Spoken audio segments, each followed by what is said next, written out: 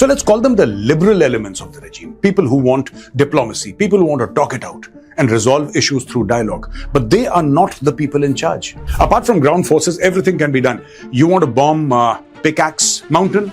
Go ahead and do it. They should come under a common flag and work this out.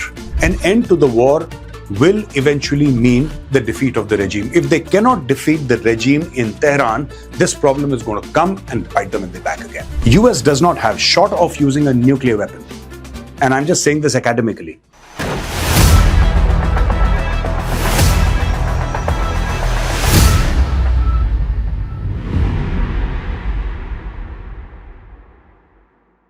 Trump is now moving towards increasing the intensity on the American attacks on Iran. It could be islands, it could be mainland Iran.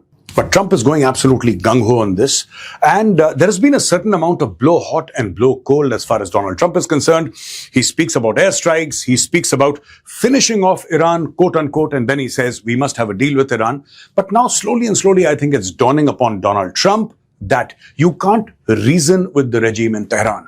There is no reasoning with them simply because one part of that regime, so let's call them the liberal elements of the regime, people who want diplomacy, people who want to talk it out and resolve issues through dialogue. But they are not the people in charge. The real people in charge who have the guns, who control the drones and the ballistic missiles and the cruise missiles and the armed forces, so to say, are the IRGC. And the IRGC are not very keen on talking. They have smelt fear in Donald Trump. You heard that right, ladies and gentlemen. They've smelled fear in Donald Trump, and now they're going all forward to take full advantage. And the only course that is open to Donald Trump, according to the Wall Street Journal, is that Donald Trump feels, and this is his own feeling, this is his own analysis, that he must go all out and deliver a result, because if you leave this issue halfway, it's going to come back and bite the United States of America. Hi, I'm Major Gaurav Arya and you're watching Open Collar. Now, we've taken this from the Wall Street Journal, and Trump leans towards expanding U.S. military operations in Iran. President Trump is leaning towards expanding U.S. military operations, and this includes stepping up airstrikes, sending ground forces to seize Iranian islands near the Strait of Hormuz, and bombing fortified sites that could be used for covert nuclear work. Now, amongst all these things, this is very easily doable. This is no rocket science. The only rocket science here is ground forces. Apart from ground forces, everything can be done. You want to bomb Pickaxe Mountain? Go ahead and do it. Whether you are successful or not, it will not have repercussions in terms of loss of men or material. If they're smart enough to do it, they can do it from a distance. That's not a problem. If they want to start bombing fortified sites that could be used for covert nuclear work, not a problem. If they want to step up airstrikes, not a problem. Ground forces, big problem. But that is the only solution long term. That is the only way. And I've said this in one of my programs earlier. You see, there are many people impacted, and it's time that all these countries that are attacked, these Arab countries, it could be Qatar or the UAE or Saudi Arabia, Bahrain, Kuwait, Jordan, all of them must pool in their resources. I'm sure that many of the countries don't have very big armies, but everybody can spare about a division. About a division, everybody can spare. They should come under a common flag and work this out. Because this war is not going to stop like that. It's not going to stop. If everybody is impacted, everybody must pitch in. And in that particular matter, I agree with Donald Trump. The United States will not be able to do this alone simply because of geography. It's not that Iran's military is great sheikhs. They fought very well. There is no doubt about that. They've fought bravely. They've used their assets and they've used their geography and terrain to their advantage. And we have to grant them that. But America has a distinct disadvantage. All their military sites, all their camps, all of America's military bases are in proximity and they're out in the open. They have been out in the open for decades. Nobody estimated that Iran would actually start shooting and bombing their military bases, but that has happened. And for America to end this problem will only happen, this entire thing, whatever Donald Trump wants, an end to this war, an end to the war will eventually mean the defeat of the regime. If they cannot defeat the regime in Tehran, this problem is going to come and bite them in the back again. Now, Trump hosted Situation Room meeting Tuesday evening to discuss the potential seizure of Kharg island and other territory along the Strait of Hormuz using US troops, as well as potential bombing of a tunnel complex at Pickaxe Mountain, nuclear link site that the US has to target. Now, Pickaxe Mountain, I'll show you in the map later on. There are some satellite images. Easier said than done. It is hundreds of meters under solid granite. US does not have, short of using a nuclear weapon. And I'm just saying this academically. Nobody wants to do that. I don't want anybody to do that, irrespective of the regime in Tehran. You can't do that. You can't use weapons of mass destruction. And conventionally speaking, America does not have any weapon, non-nuclear, that can do the job. I'll explain that too. Expanding airstrikes against more targets in Iran, including energy sites, also remains a possibility. The president hasn't made a final decision on next steps in the war, officials said, and he insists privately and publicly that he would prefer resolving the dispute with Iran diplomatically. Cannot be done. Simply cannot be done. And I'm saying this today. I've been saying this for a very long time, 2 or 3 months. You cannot reason with Iran. Yes, there are reasonable elements in Iran.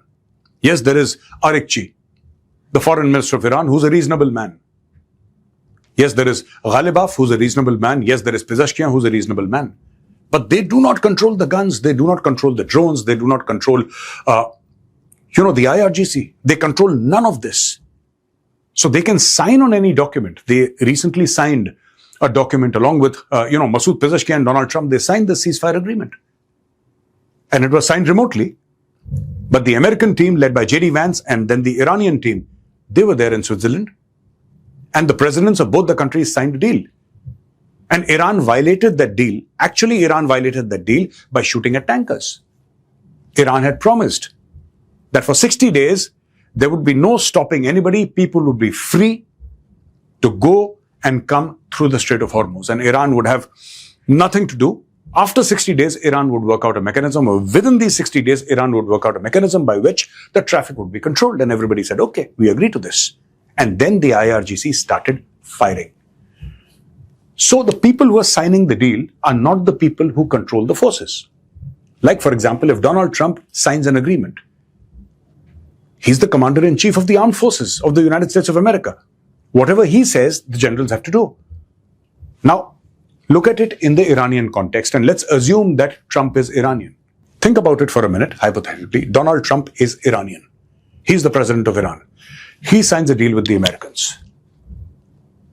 But his commander is one Admiral Brad Cooper. And Admiral Brad Cooper, being a top Iranian commander, now all this is hypothetically speaking, so please bear with me for some time. And Brad Cooper says, no, I'm going to be bombing Saudi Arabia. I don't care what you say. You might be my president. I don't care. I have my own agenda. I'm not going to listen to you. This is what is happening in Iran. So if you think that something can be done diplomatically, it can't be done diplomatically with Iran. And if you want a peaceful solution, that means giving Iran a blank check. And it's not just money. In everything, Iran will now ask for everything. There is no negotiation with Iran. There is no negotiating with Iran now. It could have been done before 28th of February, but Iran has understood one thing, that it has borne the brunt of American military power, and it has survived. It has been badly hurt, but it has survived, and it can survive. And with that thing in their mind, that the supreme leader has been killed and their top leadership has been wiped out, and Mustafa Khamenei is possibly grievously injured and disfigured as per media reports. In spite of that, if Iran is fighting, why will Iran compromise? We're going to take out Pickaxe Mountain, Trump told radio host Hugh Hewitt this week on Tuesday, shortly before the Situation Room meeting. Trump told Fox News that seizing Kharg Island was unlikely but not ruled out. If we degrade them far enough and deep enough back, I would do that. Exactly. Now, Trump is, we're going to take out Pickaxe Mountain. Never make such a statement in public. If you want to take out Pickaxe Mountain, please do it. Please go ahead and do it. You don't have to announce it. You're not scaring anybody, least of all the Iranians. I'm sure the Iranians are not spending sleepless nights thinking that Donald Trump told a radio host that he would take out Pickaxe Mountain. It doesn't work like that. But Kharg Island, rather than actually sending, men into Kharg Island to take it over, Trump needs to get over his greed for oil, greed for gas, park it, and you can wipe out Kharg Island. You can bomb Kharg Island, you can bomb everything in Kharg Island, right? It has got a military base, it has got these, oil terminals. 90% of Iran's oil goes through Kharg Island, and Kharg Island is not very big. Within a few hours of bombing, heavy bombing, few hours, Kharg Island will become a parking lot. And once you've done that, you have literally broken Iran's economic spine. Literally broken Iran's economic spine, and then you start bombing along the Strait of Hormuz. And then wait for the government to crumble simply because the Chinese are going to give them money, but the Chinese will do it only when the Iranians give them oil. So please don't think that China is not suffering. China is holding its breath. 90% of Iran's oil was going to China. Now that oil is not going to China. If you get rid of Kharg Island and if you get rid of all their oil terminals, it will weaken the Iranian system, this entire regime. But this whole thing about diplomatically, it's not going to happen. Trump literally surrendered all those 11 points that were agreed upon. Every single point is a surrender by the United States of America, surrender to Iran. Trump is also discussing ideas to occupy other islands along the strait to assist with shipping and to destroy heavily militarized territory, with analysts pointing to Abu Musa, Greater Tunb and Lesser Tunb as the likeliest targets. Yes, you can do that. Yes, you can do that. You can destroy Lesser Tunb and Greater Tunb and Abu Musa and all these islands. Trump can certainly do that. There is no doubt. But then don't forget, if American soldiers come on those islands, they'll be subject to round-the-clock drone and missile attacks. Round-the-clock attacks. It's going to happen to anybody who occupies those islands. Now, what is this Pickaxe Mountain that Trump mentioned? It's called Kohe Kolang Ghazla. This is the name, the Persian name of this area, Pickaxe Mountain. These are granite mountains, very hard. And you see Natanz nuclear facility has been bombed a few times. It was bombed in 2025. It was again bombed after the 28th of February. And this is very close. So this is south. Natanz is south of Tehran. This is Tehran. So this is south of Tehran. And somewhere here, very, very close to Natanz is Pickaxe Mountain. As the attacks between the United States and Iran are escalating and heading towards an unprecedented and unpredictable stage, US President Donald Trump made new threats to attack and destroy Iran's nuclear site known as Pickaxe Mountain. Pickaxe Mountain is located south of Tehran, is a highly fortified site. Now, the only problem is in all of this, actually the thing is that the Iranians have built it underground to such a level that it's almost impossible for any American ordnance or bomb to reach there and destroy Pickaxe Mountain. That is what Trump is threatening to do. Short of a nuclear strike, it's almost impossible. But then, I remember what Benjamin Netanyahu said when he was asked by a television host that how would you get the nuclear material out of Iran? 450 kgs. Nuclear material, highly enriched uranium, weapons grade. How do you get it out? And he said that you've got to go there and take it. Which means that there has to be manpower involved. There has to be boots on ground involved. Without that, you cannot pick up the material and come back with it. It's impossible to do it through drones, through air power, through rocketry, through cruise missiles and through ballistic missiles. It's almost impossible. It's almost impossible. Now, landslides and toxic dust, what happens if Trump bombs Pickaxe Mountain? So Pickaxe Mountain is estimated to be 80 to 100 meters beneath solid rock, making it deeper than the penetration capability of the US. GBU-57, massive ordnance penetrator, MOP, which is designed to penetrate about 60 meters. So this is the weapon that Donald Trump is talking about.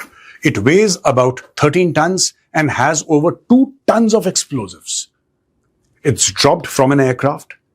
It homes in through GPS. It hits the location where you want this to hit. And then it goes 60 meters deep. It has the capacity to travel 60 meters deep through concrete, through rock. But Pickaxe Mountain is deeper than that. Military analysts state that a single bunker buster strike is unlikely to destroy the underground complex. Neutralizing the facility would likely require multiple precision strikes on the same aim point or alternative methods. In the underground halls contain uranium, hexafluoride. Damage to storage cylinders could release highly toxic hydrofluoric acid when UF6 reacts with moisture in the air, posing an immediate chemical hazard. If enriched Uranium is dispersed by the explosions. It could generate radioactive dust, creating contamination risks primarily for personnel working in or near the site. The exact environmental consequences depend on what is actually stored inside Pickaxe Mountain, which is publicly unknown because of the facility has never been inspected by the IAEA. So, friends, this is exactly what I'm saying. If this is the mountain and you have a GBU hit here, it cannot penetrate all the way down. But if you have like 5-7 GBU hits, or you find an alternate method, maybe you can get this entire area to simply collapse like this, right? If it collapses, then it's going to be almost impossible for somebody to dig down through all that rubble and remove the nuclear material or the enriched uranium. I think this is what Trump could do. Bomb Pickaxe Mountain, just bomb them into submission, bomb it so much that nothing survives. Then if we speak about the chemical hazard or nuclear hazard there, that is something that will have to be managed. This is all that I have for you today in Open Caller. Thank you for watching. I'll be back again next week with another very special episode. Till then, Jai Hind.